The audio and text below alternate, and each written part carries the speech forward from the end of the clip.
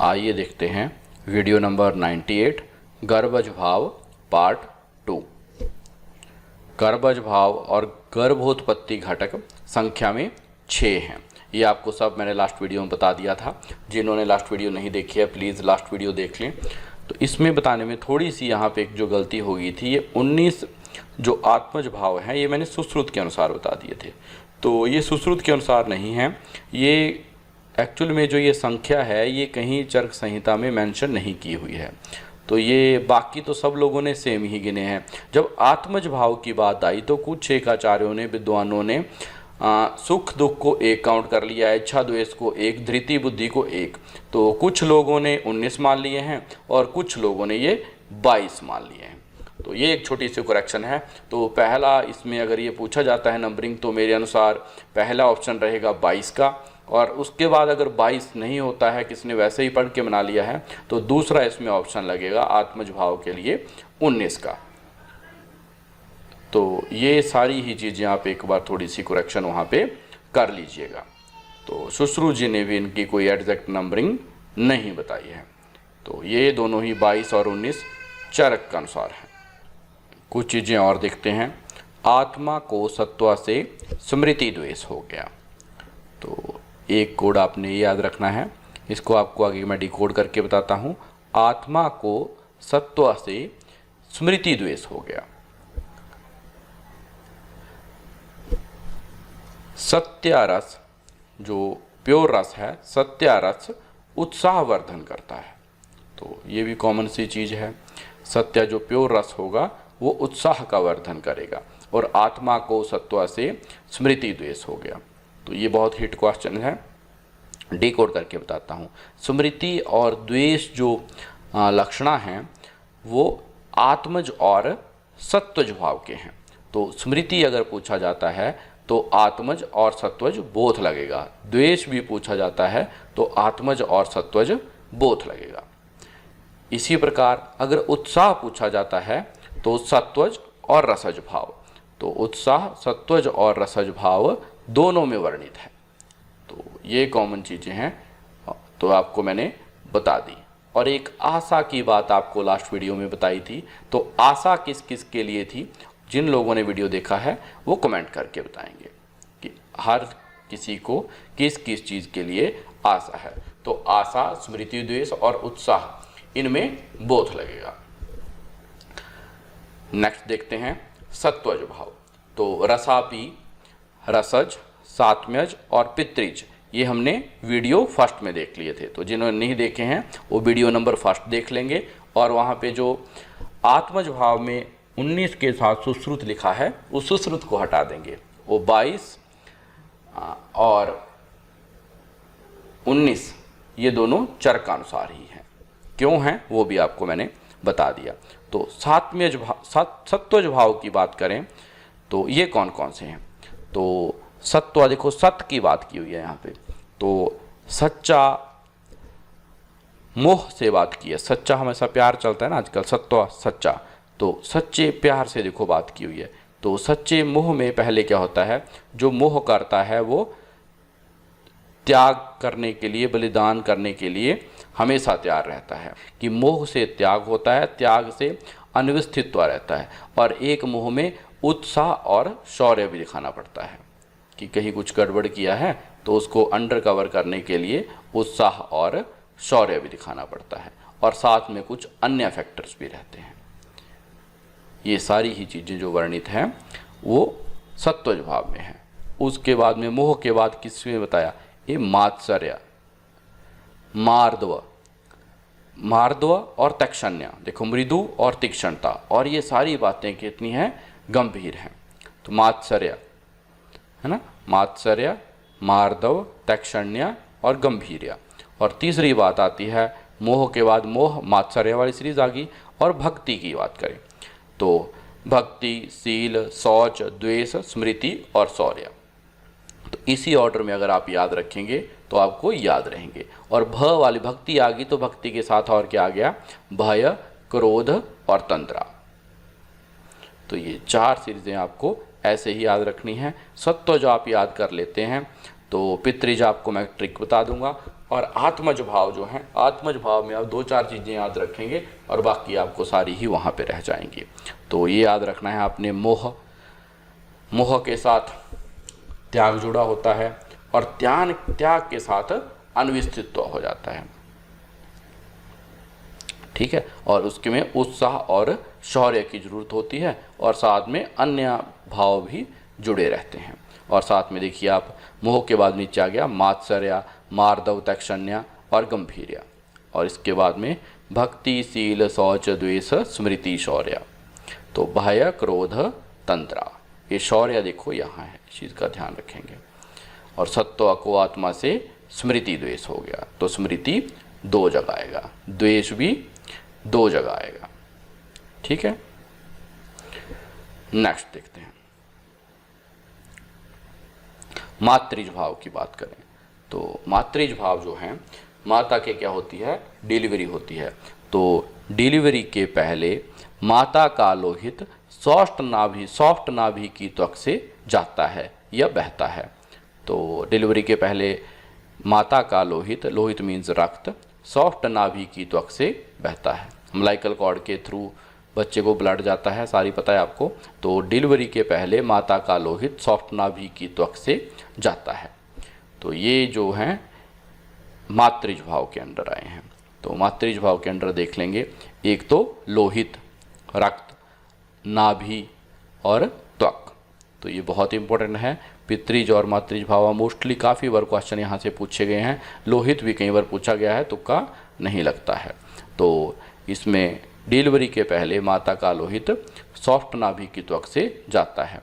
तो रक्त, नाभि और त्वक, और साथ में और देखिए बाकी चीज़ें बच गई, सारी ही सॉफ्ट चीज़ें बच गई। तो बाकी जितनी भी सॉफ्ट आएंगी वो इसी में आएंगी। मांस, मेद और वपा, ये भी सॉफ्ट ही होती हैं, बट इसके लिए फिर भी आपको, अगर जो भूल जाते हैं उनके लिए कोड बताता हूँ। ये सॉफ्ट डिलीवरी के पहले माता का लोहित सॉफ्ट नाभि से जाता है, बता कौन रहा है, ये मामे के बाप ने बताया है, मतलब उसके नाना जी ने बताया है। मामा का बाप कौन हुआ, नाना जी। तो ऐसे याद रखेंगे कि मामे के बाप ने बताया। तो मांस, मेद और बपा, बाप मीन्स बपा। और बाकी जो बच गए सारे ही सॉफ्ट ऑर्गन्स हैं, जैसे हृदय, क्लोम, यकृत, प्लीहा, वृक्क, वस्ति, पुरुषाधान, अमाशय, पक्वाशय, उत्तरगुद, अधरगुद, क्षुद्रांत, स्थूलांत, वपा बहन। और इसमें अगर हम नाभि जोड़ दें तो ये 15 कोष्ठांग हो जाते हैं। तो ये भी पूछा भी गया है, 15 कोष्ठांगों का वर्णन कौन से भाव के अंदर किया गया है, तो इसका वर्णन मातृज भाव के अंदर किया गया है। तो 15 कोष्ठांग तो आपको पता ही हैं, अगर नाम नहीं भी पता है तो देख के पता लगता है, सारे सॉफ्ट मस्कुलर ऑर्गन्स हैं। बस्ती, वृक्क, प्लीहा, यकृत, क्लोम, हृदय, पुरुषाधान, अमाशय, पक्वाशय, ये सारे सॉफ्ट ऑर्गन्स हैं, बट इनका तुक्का नहीं लगता है। तो इसके लिए डिलीवरी के पहले लोहित नाभि की त्वक से बहता है, और ये मामे के बाप ने बताया है उनको, ठीक है। नेक्स्ट देखते हैं, आत्मज भाव की बात करें। इसमें जो कन्फ्यूज़न था वो आपको मैंने बता ही दिया। तो आत्मा का देख लीजिए, आत्मा के लिए कैसे कैसे आपने याद रखना है। तो आत्मा के लिए सबसे पहले देखिए, मन आत्मा के साथ जुड़ा हुआ है, ठीक है, अनवस्थित्व वहाँ पे है, ठीक है। तो सत्वज की बात करें तो अनस्तित्व, तभी मैंने सत्वज से वीडियो स्टार्ट की है कि आप वहाँ के सारी ही चीज़ें अच्छे से याद कर लें और आपको पता रहे कि अनवस्थित्व पहले इसमें था 4 नंबर पे। तो रसापी हमने पहले में देखा था, तो समा आत्मा यहाँ देखेंगे। तो पहले देखिए आत्मा की बात करें तो आत्मा के साथ में ये जो वहाँ पे पेयर दिए हुए हैं, पेयर कन्फ्यूजन से आपको स्टार्ट रखना है। बुद्धि, धृति, सुख, दुख, इच्छा, द्वेष और प्रयत्न। तो अगर इनको एक पढ़ते हैं तो फिर 19 हो जाएंगे, अलग अलग पढ़ते हैं तो 22 हो जाएंगे। तो इसके साथ में प्रयत्न करना है इनको पढ़ने का, ठीक है। तो बाकी आगे आगे आत्मा के साथ देखो, मन, इंद्रियां, ये सब आत्मज्ञान के लिए जुड़ती हैं। हमारे जीवन का उद्देश्य क्या है, आत्मा का ज्ञान लेना। तो आत्मा के साथ देखो क्या क्या जुड़ गया, आत्मा के साथ जुड़ता है मन, इंद्रियां, आत्मज्ञान के लिए, और इसको क्या कहा गया है, चेतना। और ये क्या है, आयु। तो ये आयु क्या है? आयु चर्क सूत्र एक में आप इसकी डेफिनेशन पढ़ते हैं तो आपने पढ़ी भी होगी। तो ये देखिए, इसमें आत्मा, मन, इंद्रिया और साथ में इन अहंकार किसको हो गया। यहाँ पे देखो, आत्मा के लिए दो तीन चीज़ें बड़ी अजीब सी आई हैं, आपने ध्यान रखना है। एक, आत्मा को देखो अहंकार बताया गया है, यहाँ पे बहुत इंपॉर्टेंट है। एक, आत्मा के लिए आकृति बताई गई है। ये तो कहीं से भी तुक्का लगता है दोनों चीज़ों का। एक, आत्मा की देखो आकृति हो ही नहीं सकती है, आत्मा को अहंकार हो ही नहीं सकता है। और आत्मा देखो चेतना और आयु, ये तो फिर भी आप सोच के थोड़ा लगा सकते हो। और आत्मा के साथ कौन कौन चीज़ें जुड़ी हैं? मन और इंद्रिया। ठीक है, आत्मा के साथ जुड़ा है मन और इंद्रिया, और ये तीन चीज़ों का डिस्प्यूट है 19 और 22 में। ये तो आपको याद ही रहेंगी, और इसको याद रखने के लिए हमने क्या करना है? प्रयत्न करना है। और साथ में आत्मा के साथ मन और इंद्रियां जुड़ेंगी। हमारे जीवन का उद्देश्य क्या है? आत्मज्ञान लेना। तो साथ में चेतना और आयु। एक आदमी को, आत्मा को अहंकार हो गया, एक आकृति विशेष होगी। ये दोनों ही चीज़ें इसमें काफ़ी अजीबोगरीब हैं, तो ये स्पेसिफिकली याद रखनी है। और बाकी काम क्या है? देखो, आयु के प्राण, अपान, प्रेरणा और धारण, ये भी इकट्ठे याद रखेंगे।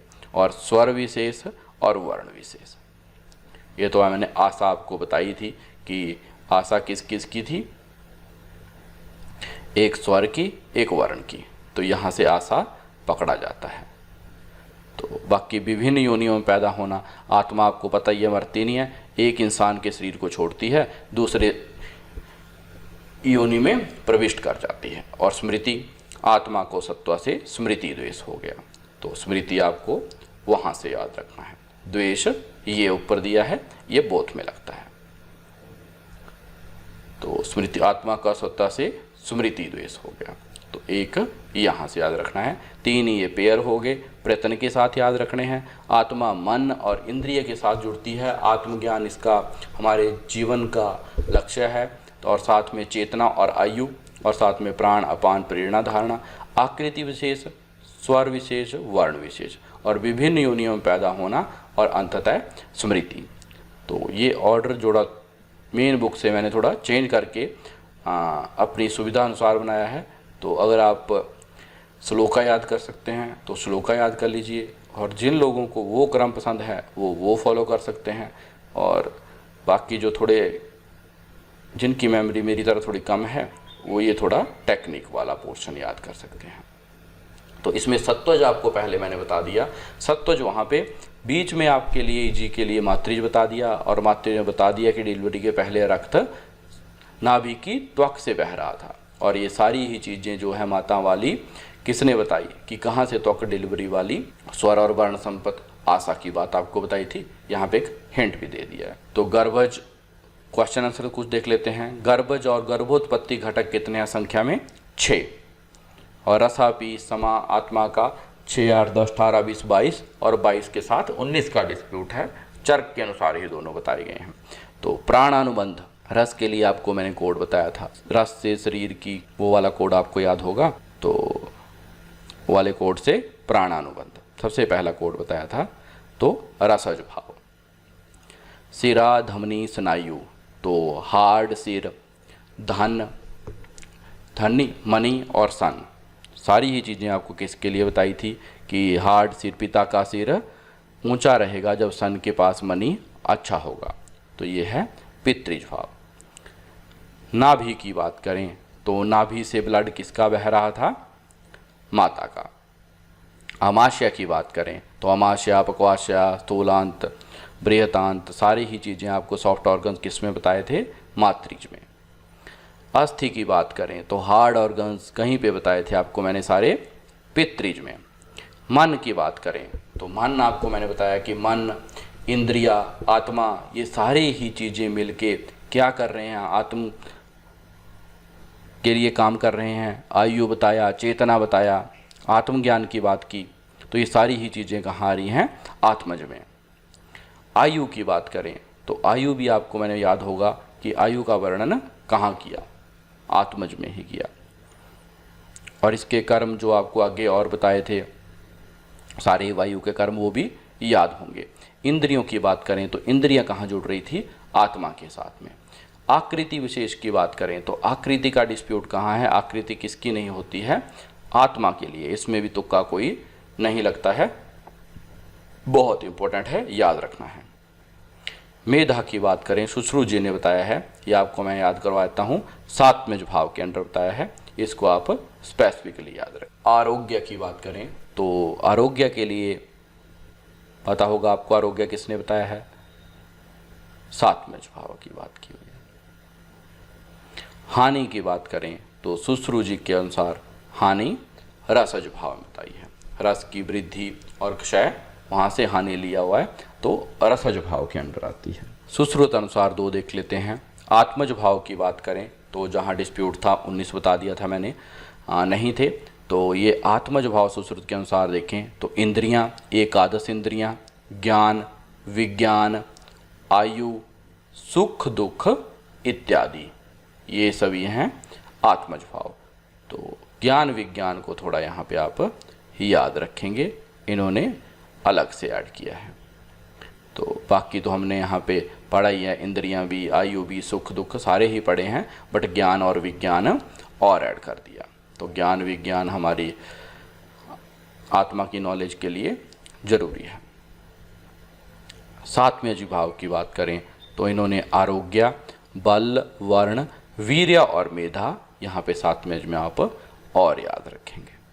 तो सात्मज में आरोग्य की पता लग गया आपको, वीर्य, मेधा और आरोग्य इम्पोर्टेंट है, तो आरोग्य को भी पकड़ के रखेंगे, चर्क जी ने भी बताया है। तो आशा करते हैं कि आपके लिए बेनिफिशियल हुआ होगा, कुछ एक डाउट्स क्लियर हुए होंगे और थोड़ी चीज़ें आप अपने अकॉर्डिंगली मॉडिफाई कर सकते हैं।